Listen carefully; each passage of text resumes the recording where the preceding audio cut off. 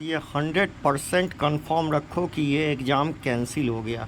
ठीक है, अब ये एग्ज़ाम कैंसिल ही होगा। क्या होगा?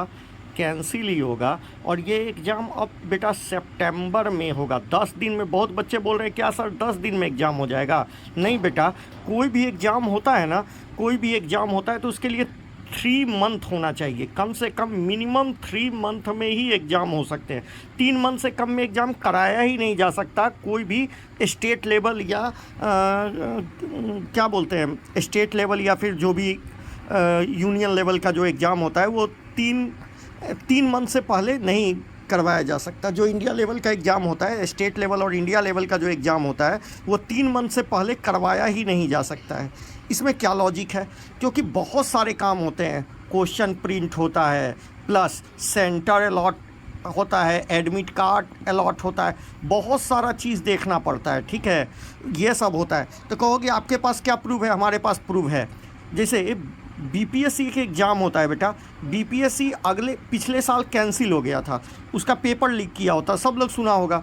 वो एग्ज़ाम जब कैंसिल हुआ तो जिस दिन कैंसिल हुआ उस दिन के बाद हो हंगामा हुआ। उसके बाद 3 मंथ के बाद ये एग्ज़ाम को रिकंडक्ट किया गया सितंबर में। तो आप सोचो, आपका भी एग्ज़ाम इसी मंथ में कैंसिल हो रहा है। एग्ज़ाम तो अब कैंसिल ही है। तो ये एग्ज़ाम यदि कैंसिल होगा तो अब ये सितंबर में होगा और अक्टूबर में रिजल्ट आएगा और अक्टूबर में ही काउंसलिंग शुरू हो जाएगी, जैसा कोविड में हुआ था। कब हुआ था? कोविड में जैसे हो रहा था, सेम पैटर्न वही रहेगा। अच्छा, एक बात और, पढ़ना शुरू कर दीजिए। न्यू एनसीईआरटी खरीद लीजिए, न्यू एनसीईआरटी खरीद लें सब लोग, और पुराने वाले को फेंक दें। ठीक है, पुराना वाला एनसीईआरटी से कुछ मत पढ़ें और एनसीईआरटी पढ़ें, सिर्फ एनसीईआरटी। देख रहे हैं ना, बहुत सारा कन्फ्यूजन है एनसीईआरटी को लेके, और एनसीईआरटी ही नया वाला एनसीईआरटी पढ़ें। जितना ज़्यादा कस के आप पढ़िएगा उतना ज़्यादा आपका होने का चांस है। ठीक है, और एक बात और, कुछ बच्चे कह रहे हैं कि क्या सर 1600 कुछ बच्चे हैं उन्हीं का होगा? नहीं, होना होगा तो सबका होगा। होना होगा तो 24 लाख बच्चों का होगा, सबका। यस, इट इज़ पॉसिबल कि सबका एग्ज़ाम हो सके। ठीक है, ये पॉसिबल है।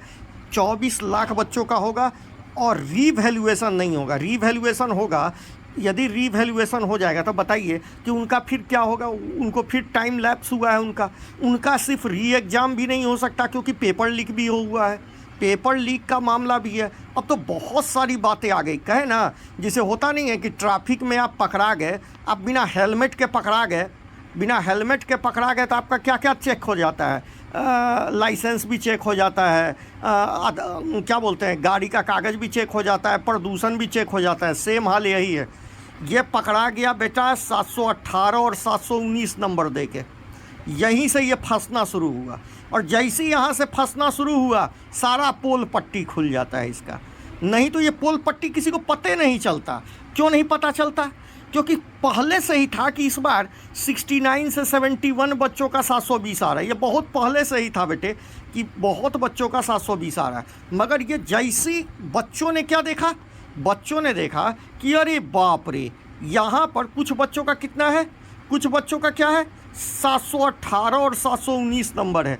और ये मैथमेटिकली पॉसिबल ही नहीं है। बस यहीं से एनटीए का पोल पट्टी खुलना शुरू हुआ। ठीक है, और जब जैसे जैसे आगे बढ़ते जाते गए लोग, सबको पता चलता गया अरे बाप रे, इसमें तो भोकंदर फूटा हुआ है। समझ में आ गया? तो हम तो कहेंगे कि एकदम लग जाइए।